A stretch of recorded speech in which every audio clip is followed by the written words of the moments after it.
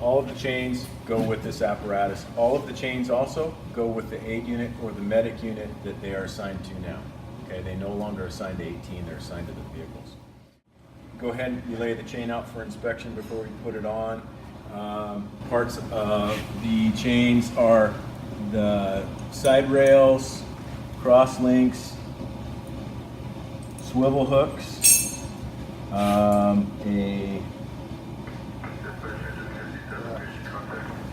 latch lock, and a finger hook. So once you lay them out like you have them now, if you look at them, all of these cross links should be evenly spaced all the way down. If you notice that there's one link in between, and then this one maybe has 2, you can take it out and fix it from there on out, but they're supposed to all be basically equal all the way through.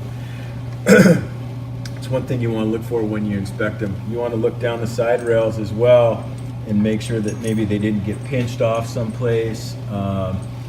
If for some reason this got bound up and wasn't turning, you may see some odd wear on the side rail where the hook is. So look down both of the side rails, make sure there's no excess wear. Look across the cross links, and what you want to look for is what kind of shape are the cross link chains in. If they're in good shape, just give them a quick spin around and look at them.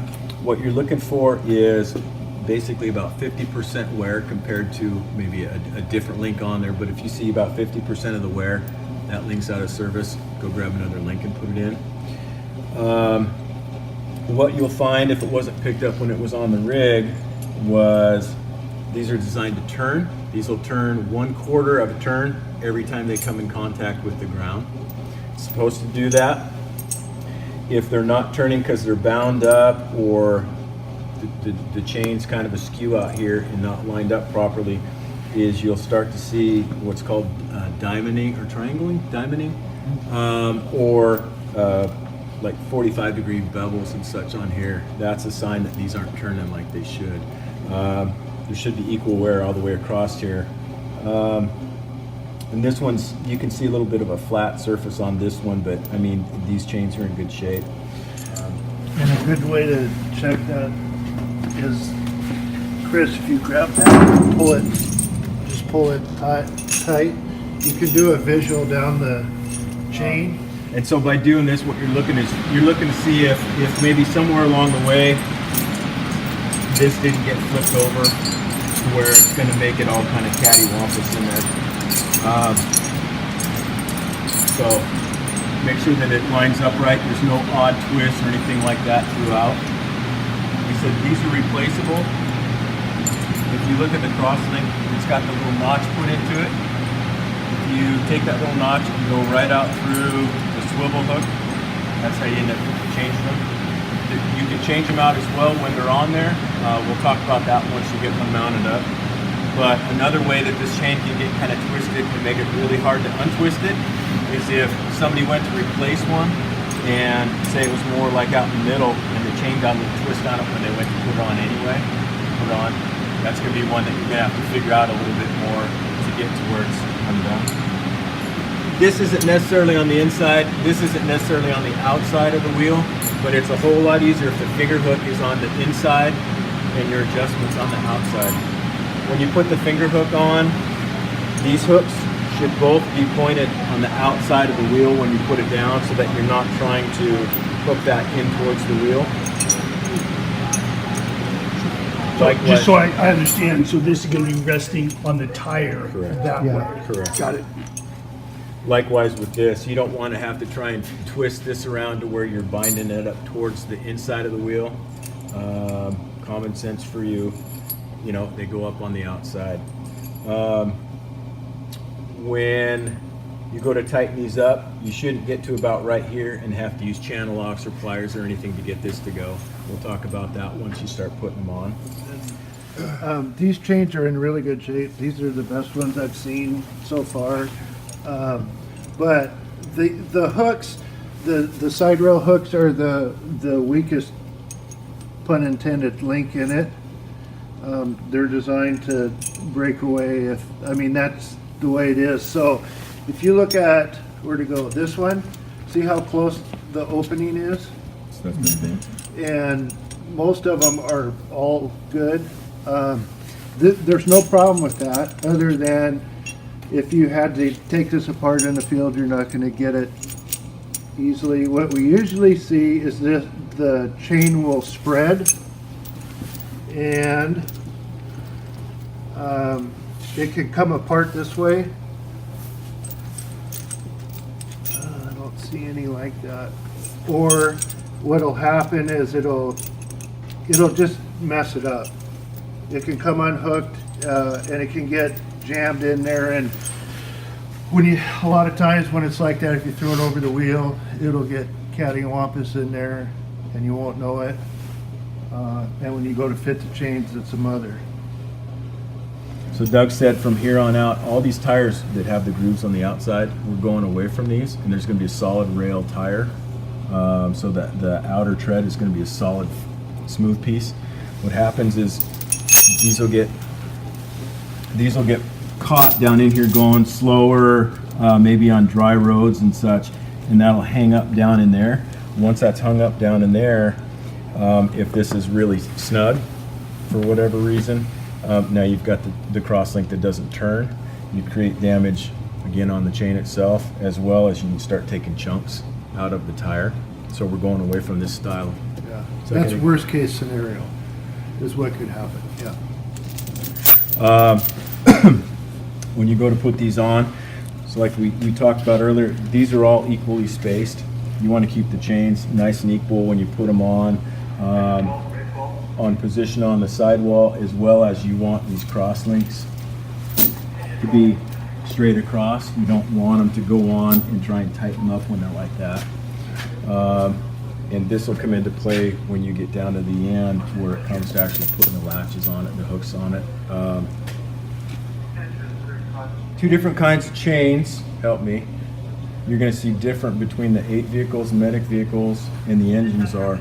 The 8 medic vehicles will have dual adjusters like this, dual hooks like this one. And the bigger style will have the inside finger hook and only one adjustment on the outside. So where it comes to be a big difference is, we talked about chains being stretched out, nice and even, put over, so that they're placed on it evenly. It makes them wear better, makes them work better. And then when you come down to here with this more truck style versus those, that inside finger hook,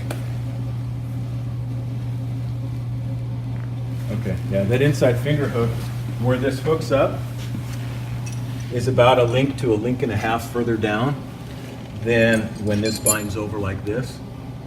So when it comes time to tightening them up, and you'll see that when we tighten them up, you'll hook the inside, and then when you hook you'll hook the inside, and then you'll count the links from the last cross link, out.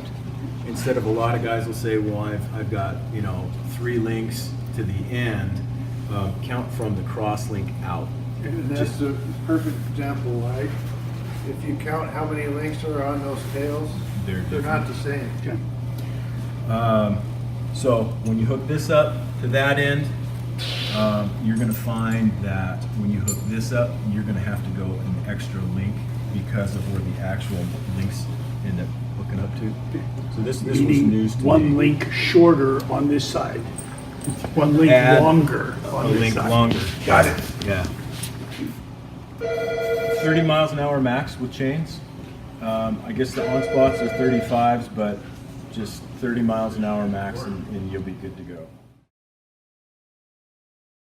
Something that popped up this morning was, what happens if you're using on spots, you go to put your chains on, you forget to take your on spots off once the chains are on. Is there going to be any damage occurred? No damage. The on spots don't come all the way over, unless potentially there's a broken cross link here that happens to catch you the hook.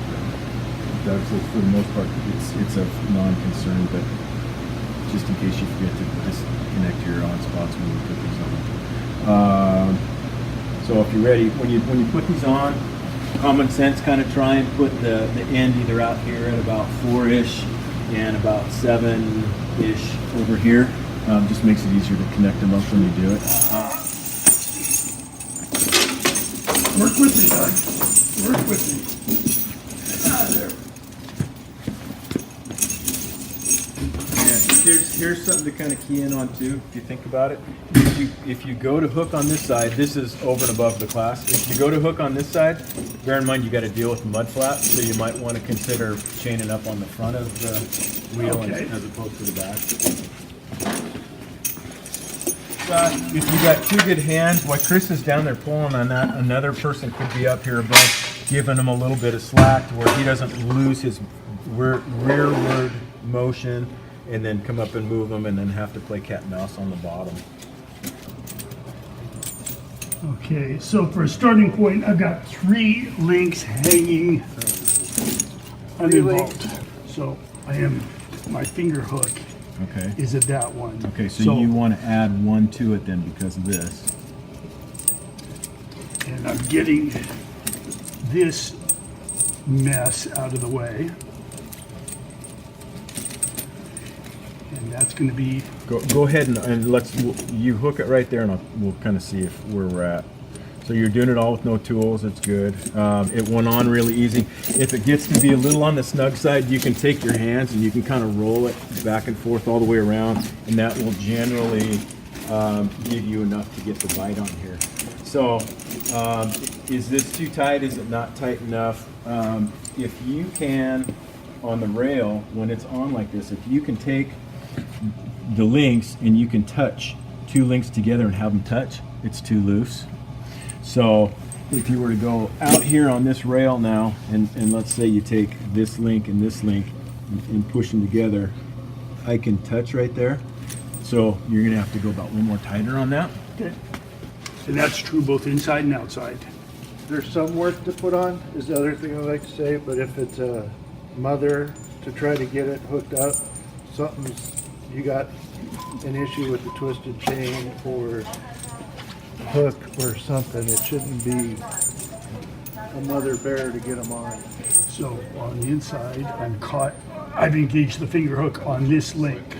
So my target, and based on our trial fit earlier, this is now my new target.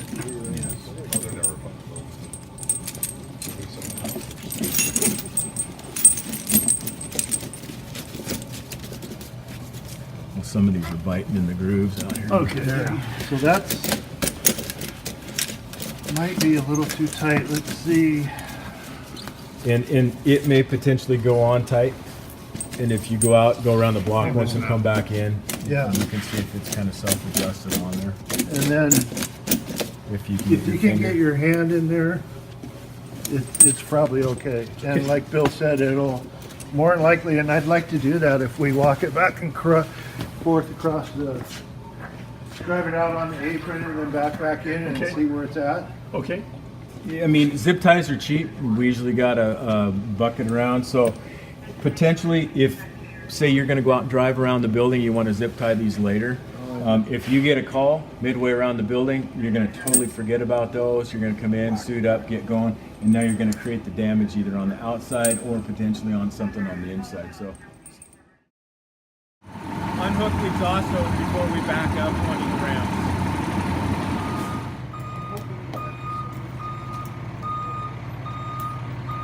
Yeah. So with them rolled off and out of the gaps, this is even now. So we're fine. Yeah, it's gotten better. And you see this is loosened up. Before it was really tight on my hand. So that means like if you started out sort of loose and you drove it and it changed as much as we saw to this, it may change to where it's too loose if you're able to touch those So if you things. can get your hand in there, Yeah. Right now, this gap here between the cross links is wider than all the rest. So with a pattern of every other, you'd have to have one in. Well, it's an odd number. You can't get one in there. But as the tire wears down and gets smaller, you may be able to go up on this link, which will make it perfect. A lot of times when you come up to a space like this though, that's when you would add a cross link in there and redo it, and then that'll help with your spacing here. If you get an overabundance of vibration when you're driving to a call or just driving around, an overabundance of vibration, slapping noise, pull over and stop. Take a peek at what's going on. You could have potentially snapped or broken something on the side rail. You could have broken one or more cross links that could loosen the side rail up, potentially either wrap something up around the axle, take off part of the trim on the outside, or do something catastrophic that's much easier to fix with a 30-second quick stop before you proceed to go.